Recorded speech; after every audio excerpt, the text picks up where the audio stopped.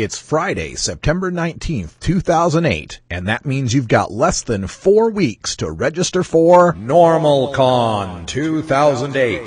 It's NORML's 37th Annual National Conference, Friday, October 17th through Sunday, October 19th, at the Doubletree Hotel and Executive Meeting Center, Berkeley Marina, in Berkeley, California. Register now for the conference. Early registrations get special discount pricing. Don't delay. We have negotiated a special rate for rooms that are sure to sell out fast. The theme of the convention is It's Not Your Parents' Prohibition. Over the first 2 days, you'll learn more than you thought you could know about marijuana law reform in our plenary and breakout sessions, which include how the media lie about cannabis, growing up and raising children in the age of legal medical pot, politics 2008, pot culture, the politics of marijuana and health. War on pot is a war on young people. What if we arrested 20 million Americans and nobody noticed? Featuring the top experts in marijuana law reform from NORML and other cannabis-centered organizations. On Sunday, Amsterdam University presents a look at California's medical marijuana dispensary businesses. But it's not all work and no play. NORML 2008 also presents social gatherings and entertainment in the evenings so activists and attendees can network. It's 3 days of the best marijuana conference in the world with the largest, most popular marijuana organization in the world. Join us October 17th through 19th for the NORML National Conference in Berkeley, California. Sign up online today at NORML.org. It's got to be 420 somewhere in the world. I'm your host, Radical Russ Belville. Produced and distributed by the National Organization for the Reform of Marijuana Laws in Washington, D.C., this is your NORML Daily Audio Stash, the growing truth about cannabis.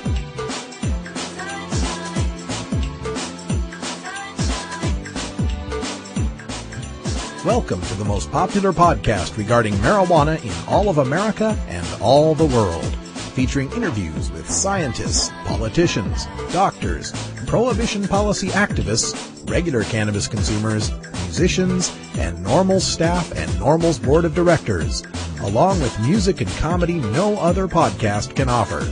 You can always find out more about our show at our website, stash.norml.org, and continue the education and conversation on our blog as well.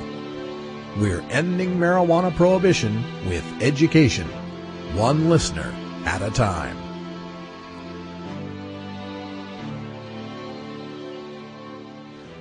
The podcasting and blogging technology for the NORML Daily Audio Stash is provided by Red Aphid Interactive Media. For your professional web design needs, visit redaphid.com. Good day, dear Stashers. We made it once again to another weekend. Thank you for downloading the podcast today. Now, this weekend, of course, is a big weekend if you're up in the New England states because the 19th annual Boston Freedom Rally will be taking place at the Boston Common, the first public grounds in the United States of America. So if you get the chance, head out there to Boston and enjoy the festivities.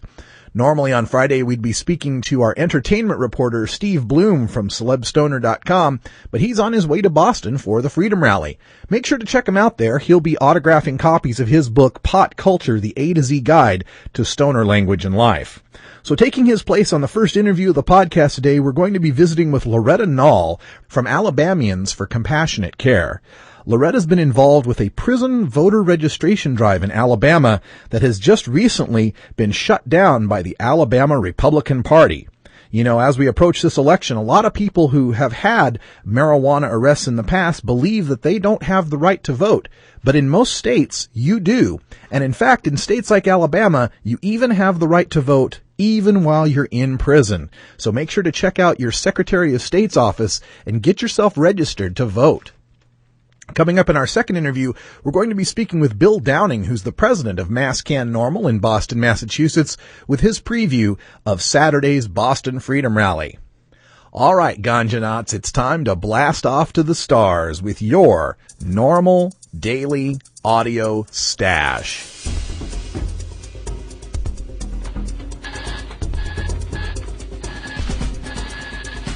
Now it's time to take a look at the latest stories about marijuana from news organizations across America and around the world in our NORML Daily Audio Stash, Hemp Headlines. Alabama Prison Commissioner halts prison voter registration drive. Birmingham, Alabama. Alabama Prisons Commissioner Richard Allen stopped a voter registration drive for inmates Thursday under pressure from the Alabama Republican Party. In a letter to State Republican Party Chairman Mike Hubbard, Allen said individuals conducting the program, quote, were not doing anything for the inmates that they could not do themselves by simply contacting the Secretary of State's office for the voter registration postcard, end quote. Still, Allen said he decided to stop the drive because of a section in the state code that prohibits using state-owned property to promote or advance candidates for election. A coalition of groups had started registering inmates to vote this week. Their goal was to get the inmates to request absentee ballots and cast them in the general election November 4th. Allen's letter to Hubbard was in response to one the chairman emailed him earlier in the day, saying the GOP supports the idea of registering more people to vote, but not when it comes to prisoners.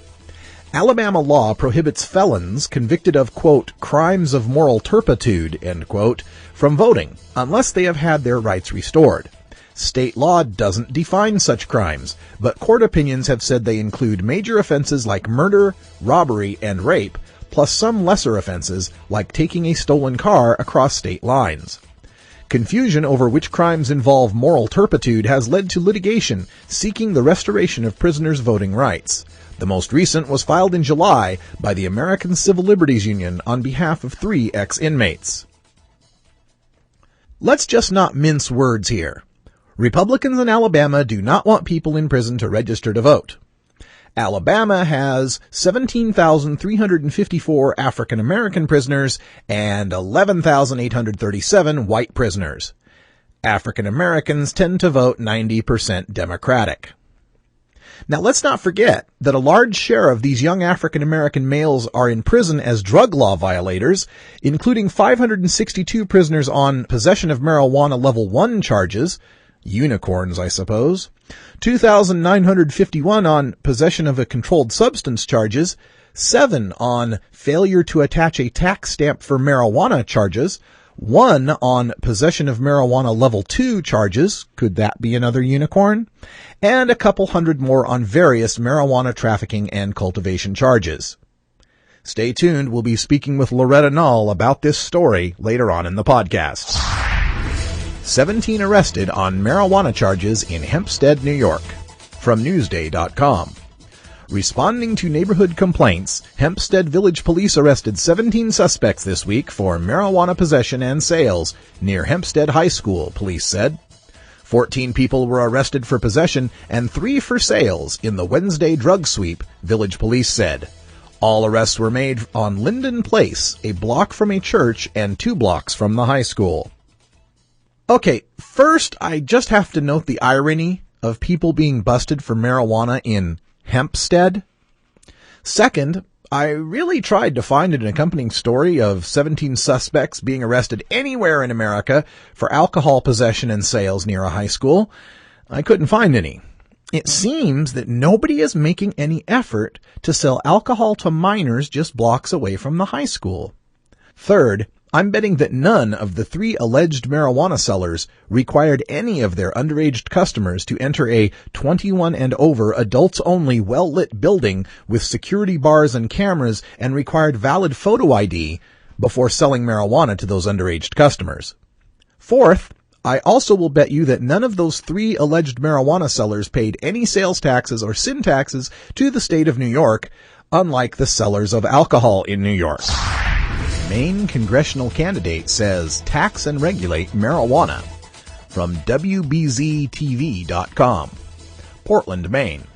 The Republican who's running against Democratic Maine Representative Mike Michaud says legalizing marijuana makes sense. Republican John Frary was a guest on a live call-in radio show on Maine's public radio station when a caller named Charlie asked the congressional candidate if he favored legalizing Maine's #1 cash crop. Frary responded, I have to tell you that I'm inclined more and more to favor that. That it should be treated like alcohol, regulated like alcohol, that people who sell marijuana to minors should be penalized by those who sell alcohol to minors. And those who wish to persist doing it as it's being done now will have to make up their mind just how many billions of dollars they want to spend on it. They have to make up their mind on how much you're going to bend the Bill of Rights in order to accomplish its end. How's that for an answer, Charlie? A representative for Democrat Mike Michaud disagrees and offers the "what about the children" excuse. Really? He does not agree with his opponent that we should legalize marijuana. Concerns remain the effect that such a move would have on our nation's youth. I've told drug reformers for years that when marijuana gets taxed and regulated, it will be Republicans leading the charge. Something that makes money and punishes marijuana users, because they see taxes as punishment, is a natural Republican goal. Also, at least where I'm from, in the West, lots of Republicans are very libertarian and believe government shouldn't be involved in people's personal business. I will be very happy to see the Democrats prove me wrong. Marijuana is an addictive drug which produces in its users insanity, criminality, and death. Marijuana is the most violence-causing drug in the history of mankind. If the hideous monster Frankenstein came face to face with the monster of marijuana, he would drop dead from fright. Madness. Face off. Should marijuana be legalized? No. A senior at the Murray State University in Kentucky penned this opinion piece for a face-off in the issue of their school paper on marijuana. We have heard all the arguments. God made marijuana, man made alcohol. Who are you going to trust? Who has ever heard of anyone overdosing on marijuana? It doesn't have any adverse effects on society. I would argue that these statements are sheer ignorance in its purest form. Overall, the legalization of marijuana for public use is something that should not be entertained. Marijuana is a drug. It is a substance that alters the inhibitions of an individual on a level different than alcohol. Well, yeah, it certainly does. Like, alcohol is at about a level 10 and marijuana is at about a level 1. Somebody who thinks that someone on marijuana has their inhibitions lowered to any degree even resembling alcohol is someone who has either never drank alcohol or never smoked pot. Marijuana is a hallucinogen, whereas alcohol just inhibits an individual from acting coherently. Marijuana has the same effect, but at times you will see things that are not present, i.e., the definition of a hallucinogen. Obviously, never smoked pot. Even the drug czar doesn't consider pot a hallucinogen. Also, as the saying goes, marijuana is a gateway drug. With marijuana being the gateway drug, it has the potential to have a downward spiral effect on humanity. If this drug were legalized, how much longer will it be before people begin to say we should legalize ecstasy, opium, or even cocaine? If we look at the logical progression, that would send out society into mass hysteria. Even the government doesn't buy the gateway theory anymore.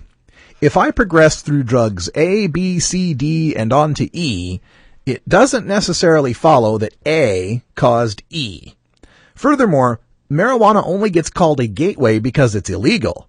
If drugs A through E were caffeine, alcohol, marijuana, cocaine, and heroin, respectively, you wouldn't be calling caffeine a gateway. You'd call marijuana a gateway, because only at letter C are you talking about illegal drugs. And the idea that legalizing weed leads to legalizing ecstasy, opium, and cocaine is some stunning reefer madness. I'm wondering if the author opposed moving extra-strength Tylenol or Advil from prescription only to over-the-counter because that would lead next to over-the-counter OxyContin and Vicodin. Why can't these prohibitionists see shades of gray? We let people buy aspirin at convenience stores, yet we put the Darvocet in regulated pharmacies. Put the weed in the liquor store, card people for it, and make money on the taxes. Nothing about that move requires you to put ecstasy, opium, or cocaine in the liquor stores. This logic is definitely fallible and ostentatious pontification at best, but so would any argument for the legalization of marijuana. Somewhere along the line of our history, lawmakers made the decision that marijuana was a substance that needed to be illegal, and that its effects would have an adverse effect on society. Yes, and that point was the early 20th century, when the Congress was convinced by Anslinger and Hearst that the weed-smoking Mexicans were going to steal all our jobs, and the opium-smoking Chinese were going to enslave all our children, and the cocaine-using Negroes were going to rape all the white women. So, despite the protests of the American Medical Association, who knew damn well that cannabis was a near-harmless medicine, Congress passed the Marijuana Tax Act of 1937, effectively criminalizing cannabis. Whichever side you stand on this issue, I would implore you to do your research before making any predisposed judgments about whether you would like to have marijuana legalized or not. And that closing statement, following all the paragraphs before it, written without even a hint of irony, is just a small example of the madness of prohibition.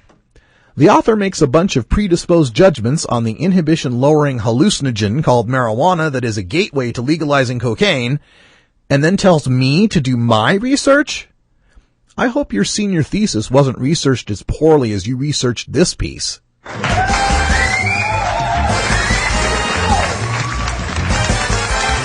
Now it's time to play Pass the Stash, where you can win cool prizes from NORML. U.S. drug czar John Walters doesn't believe anybody is in jail for marijuana possession. The fact is today, people don't go to jail for possession of marijuana. Finding somebody in jail or prison for a first-time nonviolent offender for possession of marijuana is like finding a unicorn. But the loveliest of them all was the unicorn. It was green. Are you one of the drug czar's unicorns? Did you serve time for a first-time nonviolent marijuana possession charge? Tell us your story and you could win big. The loveliest of all was the unicorn.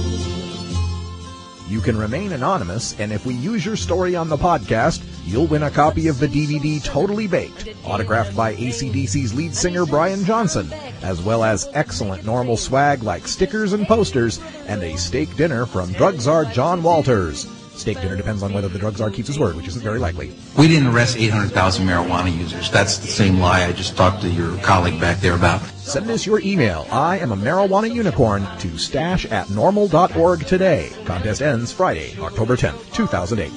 Don't you forget my unicorn.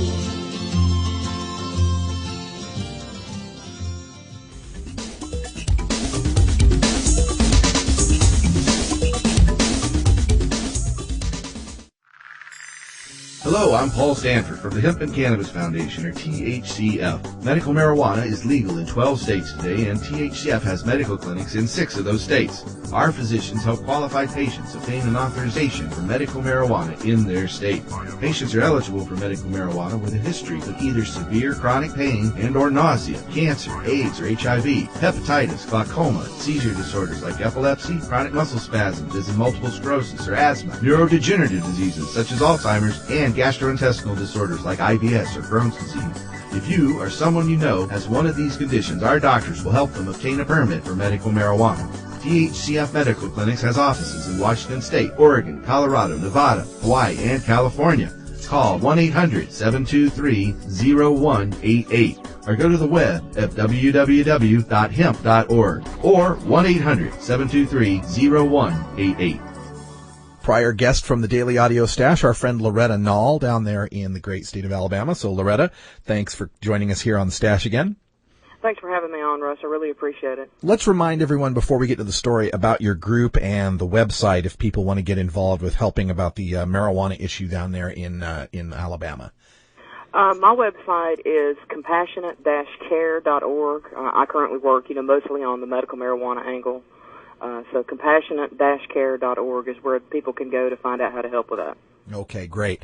And also, Loretta's personal blog can be found at nullforgovernor.blogspot.com. Is that still correct? That's correct. Excellent. All right. What brought Alabama to my attention today? I got an email from you on one of the lists, and is talking about you guys being involved in a voter registration drive in the prisons. Tell our listeners a little bit about that, because I think a lot of people believe that if you're locked up, if you're arrested, if you have a record, that you can't vote, and that's just not true. That's right, Russ. It's not true. A lot of states actually allow voting in prison, and also Canada does as well. And many states allow, when prisoners are done with their sentence, as soon as they're released, they get their voting rights restored. But in Alabama, we've had some weird law interpretation over the last few years. What it's come down to is there's this thing called moral turpitude, and the Alabama state government can't decide what it means, and the Attorney General can't really decide what the crimes of moral turpitude means. But people who are convicted of crimes not involving moral turpitude should never have lost their right to vote in the state of Alabama, but they have been for years and years. So in 2005, my good buddy, Attorney General Troy King, said issued an opinion that said only those felonies involving moral turpitude, meaning the crimes are inherently immoral, disqualify a convict from voting. And simple possession of drugs for personal use is not considered a crime of moral turpitude, according to that ruling from Attorney General Troy King. So we decided this year that we would start going into jails and prisons and identifying those people there for drug possession only. We're not doing rapists, murderers, child molesters, or anything like that. We would go in, we would begin to register them to vote, because they're actually eligible to vote while they're in prison. They did not lose their voting rights. And we started that this year. The Ordinary People Society, a lot of people that have been to the conferences and stuff with DPA have met Kenneth Glasgow, an African-American man from down in Dothan who did, a decade on robbery and drugs charges, and now he does transitional, helping people get out of prison, feeding them when they get out. He works on drug policy and voting issues as well. And so he teamed up with the Drug Policy Alliance this week and started going into Alabama jails and prisons with the blessing of the Alabama Prison Commissioner, Richard Allen, and the Governor, Bob Riley, for us to go in and register these people to vote that are eligible to vote. And it lasted 4 days, and the Republican Party sent a threatening letter to the Alabama Prison Commissioner, and he stopped it yesterday. And so what's happening is basically there's a bunch of angry white Republicans thwarting legal voter registration in Alabama, which isn't surprising. They know that there are more black people in Alabama jails and prisons than white people for drug use, even though our drug use rates are the same across the board. They fear that these people will be Obama voters, and so they are going all out to stop what we're doing. Now, a couple questions on this. First of all, Alabama, while they say that you lose your voting rights if you're convicted of a crime of moral turpitude, and we've got these opinions from Troy King and everything, there isn't actually a written down statute of what those crimes are. It's really kind of, just based on opinions right now, correct? That's exactly right. Oh, okay. And then, as far as the vote, registering people to vote in the prisons, what excuse is given? I mean, you said that the governor and the Bureau of Prisons were behind it until the Republican Party started to complain. What's the excuse for ceasing the voter registration drive? The chairman of the Alabama Republican Party, who is also the minority leader of the Alabama House, sent a letter to Commissioner Allen telling him that he had concerns about potential issues with how this effort is being monitored to ensure no form of voter fraud occurs. He also mentioned, that it was illegal to campaign in the prisons, although nobody was campaigning. So basically what that comes down to is since he votes on the prison budget as a member of the minority leader of the House, he's like, basically, quit allowing them niggers to register to vote or I'll cut off your budget. And since Alabama's horrible problems financing our bloating prison system, Commissioner Allen really couldn't afford, to lose the money, because if our budget gets cut again and things go further south in our prisons, which they were built to hold 12,000 people but currently hold about 30,000, if you can, wrap your head around that. If he gets into any more trouble with not having money to fund the prison system, then there's already lots of federal lawsuits against Alabama prison system, from the ACLU to the Southern Center for Human Rights in Atlanta, and maybe even Human Rights Watch is on the ticket there, threatening to sue, and there's already actually some lawsuits going on. So I don't fault Commissioner Allen. He's a really compassionate guy, and he has worked with us drug policy and voter and prison reformers since he was appointed back in 2004, 2005, I believe. But basically, he was threatened by the Alabama minority leader, who's also the head of the Republican Party, that if we didn't stop, then you'll get your budget cut. And so he's kind of between a rock and a hard place. On the one hand, he's got the fight where he'd lose the budget, and then that would cause all sorts of problems, federally with regard to having enough money to run the prison properly. On the other side, he's facing now. Is he facing any lawsuits or anything from ACLU or anybody regarding shutting this down for such a flimsy reason? Not currently. What I'm trying to do right now is blow it up on the national level. I've sent it out to all of my, my newsy people, my folks at Oberman and Rachel Maddow, and a lot of the big national blogs that, that cover this kind of thing, and blogs that are covering politics like Crooks and Liars and Daily Coast, and, you and people over at Pam's House Blend. So at this point, what we're doing is trying to get the attention for it. I'm sure, by the end of the day, the ACLU will have been contacted by Kenny Glasgow of TOPS and by Gabriel Saya of the DPA. And a number, the Southern Center for Human Rights might also be very interested in this. I would think So we hope to get some lawsuits going on by the end of the day. But the problem is, I don't want to put the pressure on the commissioner because he's a really good guy. Yeah, politically it's tough. We're all stuck between a rock and a hard place. Yeah, and just looking at the statistics here, I looked up the Alabama correctional statistics for 2007, and it showed that Alabama has 17,354 African American prisoners versus only 11,837 white prisoners. And the statistics from voting, show that African Americans tend to vote about 90% Democratic. So, considering it's the Republicans calling in on this, and they're trying to shut down, voter registration of drug offenders who, again, are more likely to be African American, it seems like this flimsy excuse of you're trying to campaign. I don't see that there's any way they can stand up. It seems obvious what they're trying to do is suppress Democratic votes.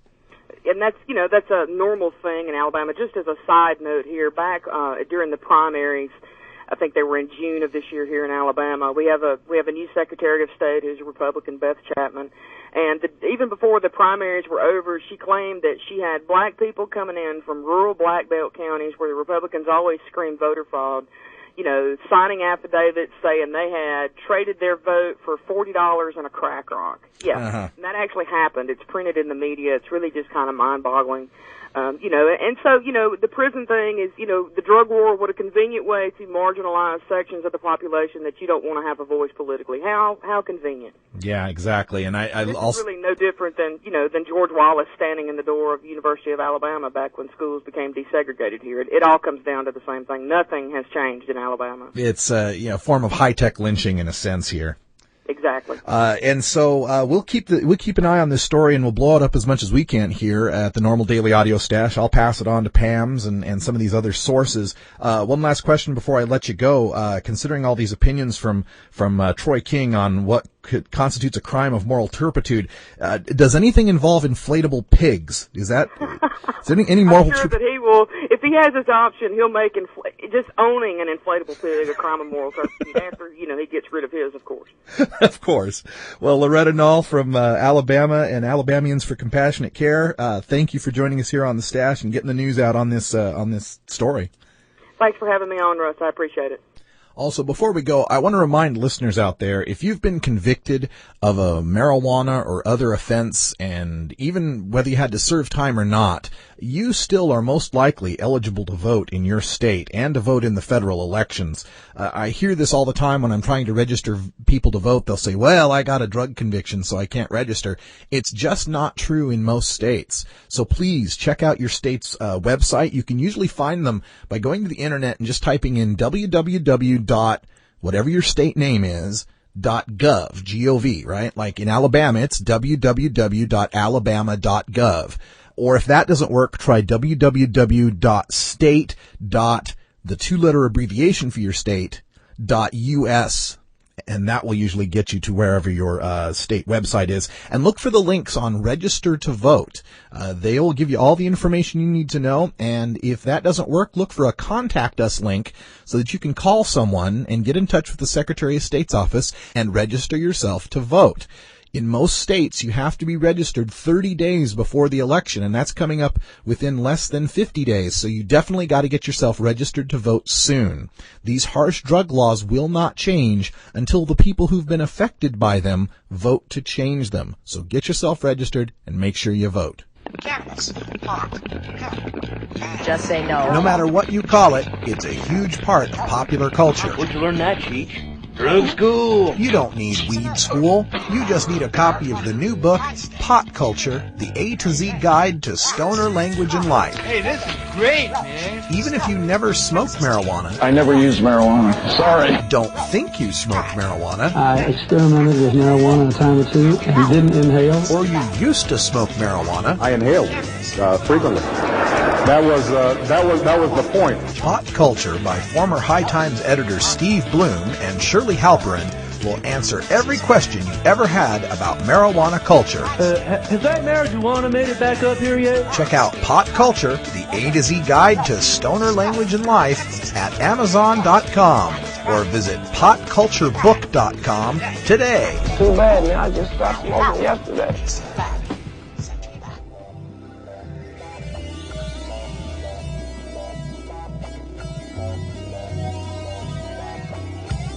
Here at the NORML Daily Audio Stash, we work hard to change our nation's marijuana laws through education and discussion. But we also take time to relax and unwind with an eclectic mix of pod-safe music from many independent artists. We look for music that speaks to the growing truth about cannabis, or music that speaks to broader themes of freedom, liberty, social justice, equality, and protest.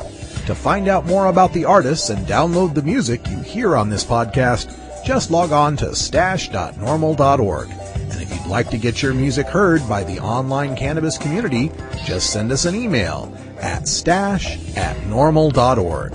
Here at the Stash, we often pull out the funk on Friday to get us in the weekend groove. Today, we bring back our funky friends, the Who the Funk Project, and another great toker tune from them called Numb and Stoned. The Who the Funk Project is from Switzerland, where I had no idea they could be so funky. This 8-piece group, complete with a horn section, a drummer named Disco Stu, and the red-hot female lead, Renee Stasser, sound even better the second time around. Today's track is lounge meets party rock and smooth jazz grinding the edge off the big band. The horn section is hot, hot, hot, and the vocals are dead on. Let Who the Funk groove you into your weekend, numb, stoned, and a little bit funkier.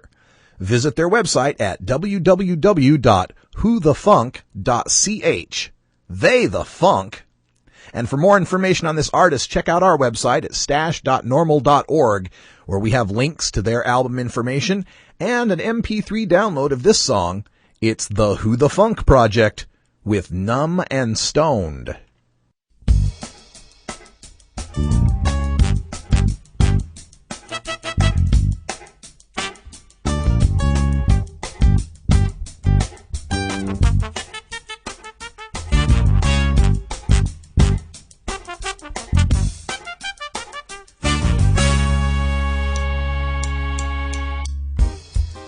It's one of these mornings, just too hard to get up.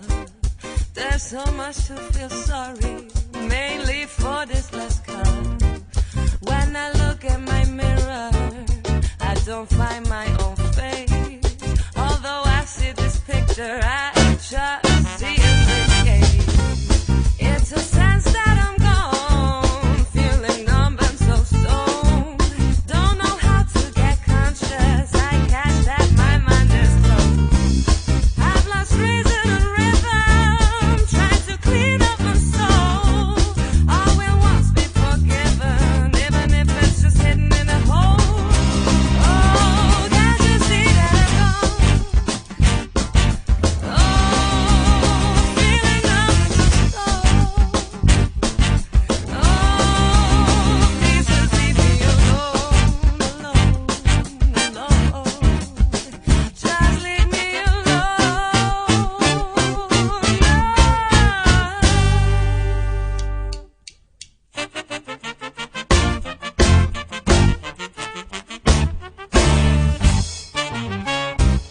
And now comes the reflection. It sneaks up from behind. While I hope it's a fiction, the truth comes to my mind. By and by I remember, I see in the mind's eye that I have been too tender and it was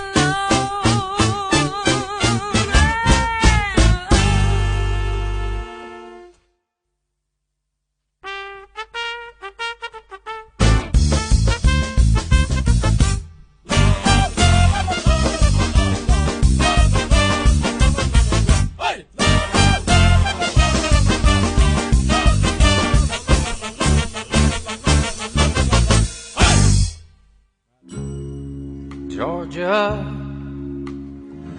Hi, this is Willie Nelson, and I need your help. Alcohol prohibition didn't work in the 20s, and marijuana prohibition isn't working today. It's time we stop arresting law-abiding citizens because they prefer marijuana over alcohol. Nearly 2,000 Americans are arrested every day on marijuana charges. We're unfairly destroying the lives and careers of hundreds of thousands of people each year simply because they smoke marijuana. These are not criminals. They're average citizens like you, good neighbors who work hard, raise families, pay taxes, and contribute to their communities. We need your help to end marijuana prohibition once and for all. It's the fair thing to do.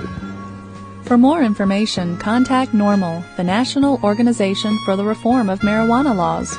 Call toll-free 888-67-NORML or visit their website at norml.org.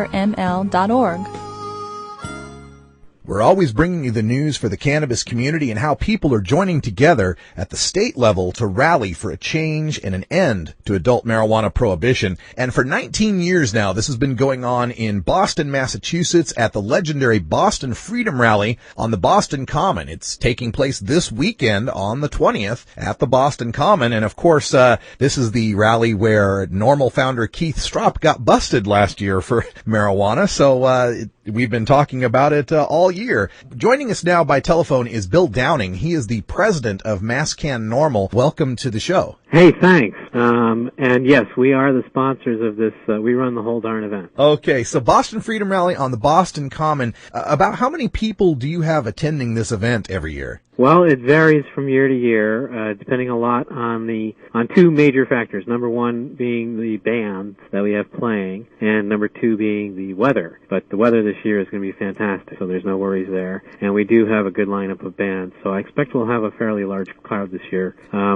We're always asked how many people is this. I know where the newspapers get their answers when they ask the question, because I've seen it happen. I was with a Globe reporter on more than one occasion at the rally, and they turn to a police officer and say, how many people are here? And the cop looks out at the crowd and says, 30,000 or whatever he thinks it is. Some highly scientific analysis there. Yeah, so the answer is that nobody really knows how many people are at the rally any given year. This year we're predicting maybe 10,000 people. Something like that. Yeah, from the reports I've seen some YouTube videos and photos, and it's easily a 5-digit crowd, if just barely topping 5 digits, but it's definitely 5 digits for sure. So a huge event. And again, 19 years you guys have been doing this. I imagine in these 19 years you've faced a lot of obstacles, and most recently, just in this past week, we've seen a couple of news stories. We've covered a few on the Daily Audio Stash Hemp headlines involving this. Let's get your perspective on this. First of all, I noticed that there was some issue with a food permit, and you guys are suing. Tell our listeners about that. Sure. This is actually the third time that MassCan NORML has been forced basically to sue the city over the right to have food vendors at our rally on Boston Common, our annual event that we've just been speaking of. And twice before we've won injunctions, and then subsequently we won the suits that were associated with those injunctions against the city. The city's had to pay over $30,000 in fines, and yet they still think they want to do it again. I guess 2 judgments weren't enough for them. Maybe the third time will be the charm. That's right. But I also think that the Superior Court here in Massachusetts is going to get a little bit upset. I mean, I can't imagine that they would be very happy about their time being spent time and time again, basically teaching the city of Boston what is constitutional and what is not. Now, what is it that the city of Boston is insisting you do with regard to food vending there at the rally? Well, the city understands that the vast majority of the funding for the event comes from the sales of food at the event, and so they've targeted that as their way to stop the event. And it's taken many guises over the years. One year they wrote a permit for us and it said no sausage vending on the common. And I mean, they've had many ridiculous things. They've told us that we have to patrol through our audience and stop people from smoking marijuana. They've told us that we have to provide volunteers to create a a human barrier around a pond so that nobody throws any trash in this pond. They've had all these ridiculously unconstitutional stipulations. And this year's stipulation is that we can't have any food vendors there. The only people that are allowed to have any food vendors are the Boys and Girls Clubs of Boston. Okay, so that seems to have all sorts of constitutional holes in it, and sounds likely to me that you're going to prevail in this case. It does, doesn't it? Yeah. Now, the city's a glutton for punishment. I guess so. And at $30,000 a pop, huh? I wonder how many Boys and Girls Clubs that money could have funded. Yeah, well, then there's also the costs of having 100 or so police officers work overtime, patrolling our rally. Of course, we actually hire Boston Park Rangers to do crowd control and things like that for us. So we don't need the Boston police there at all. But they insist on spending generally about $50,000 in city funds and having police come down and hassle people for smoking marijuana. Now, aside from that, have there ever been, or is there a history of massive law problems there, law enforcement problems at the Freedom Rally? You don't have, a lot of fights or arrests or anything like that, do you? Oh, no. Well, we have arrests, but they're all for possession. Right. Aside from the marijuana, though, there's really nothing, there's no public harm going on there. No. We had one incident many years ago where the police arrested this guy and he had a gun and all this other stuff. No, we've had no real incidences of violence or real problems with crowd control. Although a couple of times when the police were trying to make arrests in the crowd, they did get bad reactions from the crowd. Nothing ever went beyond just people yelling.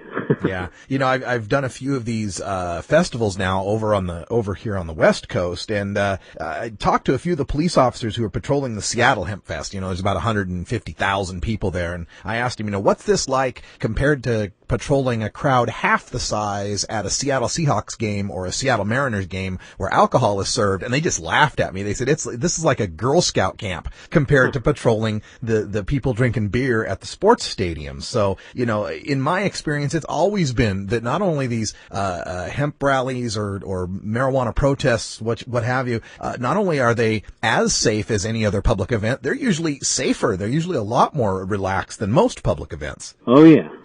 Now, let's get to this other issue, because Massachusetts is one of two states that have a serious marijuana issue before the voters this November, the other being Michigan with medical marijuana. But Massachusetts voters will be voting on question 2, and there's some breaking news now about the officials in Massachusetts kind of banding together to fight this.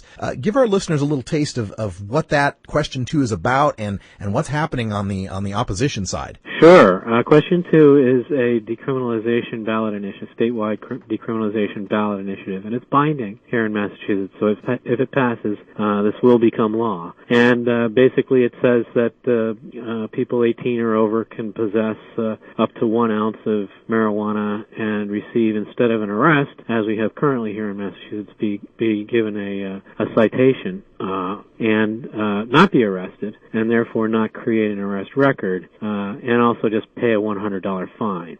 And if you're under 18 here in the state, you'd have your marijuana confiscated, and you'd have to go through a drug education class of some kind, and your parents would be informed of the fact that you'd been caught with marijuana. So then Massachusetts then would become the 13th state to enact decriminalization of marijuana, basically. In effect, yes, and also the first state in probably almost 30 years to have done so. And then now the state district attorneys now have taken an eye to this, and they're not very happy about it. They seem to think that decriminalizing marijuana will suddenly lead to an uptick in teenage marijuana use. Tell them about the latest thing that they've done to try to oppose this.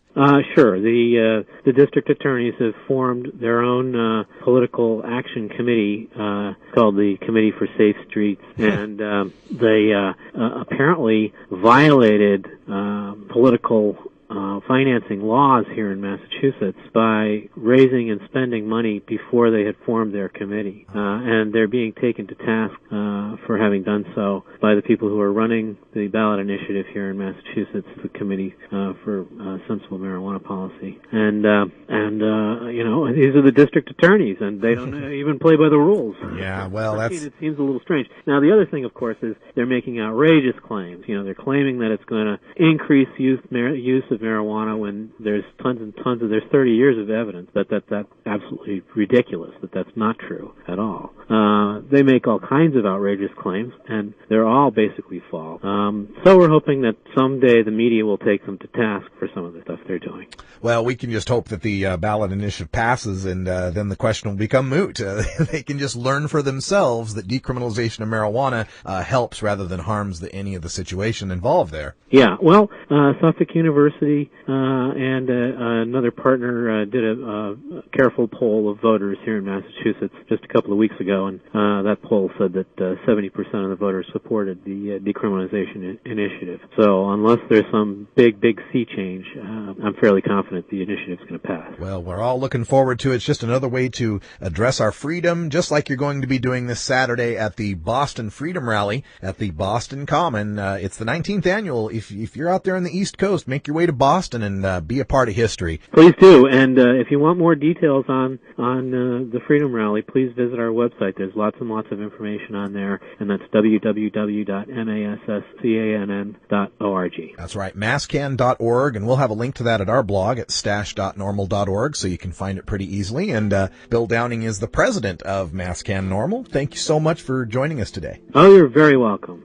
Thank you for downloading the NORML Daily Audio Stash, the growing truth about cannabis.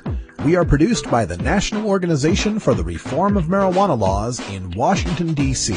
Our executive producer is Alan St. Pierre. Our deputy director is Paul Armentano. Our webmaster is Brian Judy, and web production is provided by Red Aphid Interactive Media. As always, you can catch up on the latest information about marijuana at www.norml.org.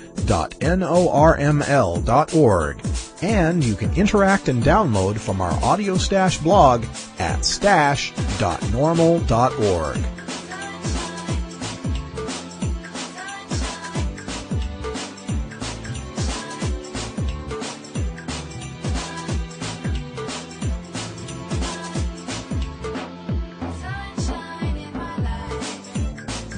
For everyone here at NORML, I'm your host, Radical Russ Belville, hoping all your harvests are bountiful and your encounters with law enforcement are non-existent. We leave you today with another one of our cannabis quotes, this one from Professor Noam Chomsky, an expert on language and communications, who said, quote, "One of the traditional and obvious ways of controlling people in every society, whether it's a military dictatorship or a democracy, is to frighten them. If people are frightened, they'll be willing to cede authority to their superiors who will protect them. The drug war is an effort to stimulate fear of dangerous people from whom we have to protect ourselves. It is also a direct form of control of what are called the dangerous classes, those superfluous people who don't really have a function contributing to profit-making and wealth. They have to somehow be taken care of." End quote. It's absolutely true. The war on drugs has nothing to do with drugs. It has a whole lot to do with controlling people. I'm Radical Russ. Thanks for joining us here this week for the podcast, and we hope to see you next week. Until next time, take care of each other, tokers.